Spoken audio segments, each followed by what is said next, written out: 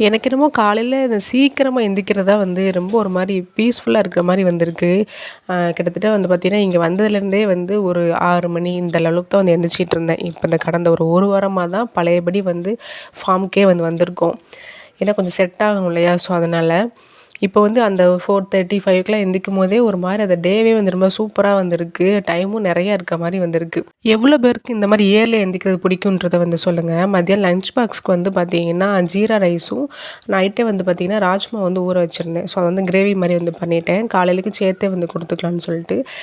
பாப்பா வந்து காலையில வந்து எங்களுக்கு பூரி, சப்பாத்தி இந்த மாரி எதாவது வேணும்னு கேட்டா. சரி ஓகே பூரியே போட்டுறலாம்னு சொல்லிட்டு, மாவு வந்து பெசஞ்சு வச்சுட்டு அவங்களுக்கு ராஜ்மா கூட காலையில சாப்பிட்றதுக்கு பூரி வந்து போட்டு குடுத்துட்டேன். என்னதான் பார்த்து பார்த்து பண்ணாலும், இந்த தம்பிக்கு வந்து இன்னும் ஸ்கூல் வந்து செட் ஆகலன்றனால, எவ்வளோதான் அவனுக்கு புடிச்ச மாரியே குடுத்தா கூட, லஞ்ச் திரும்பி வந்து அப்படியே தான் வந்து வருது.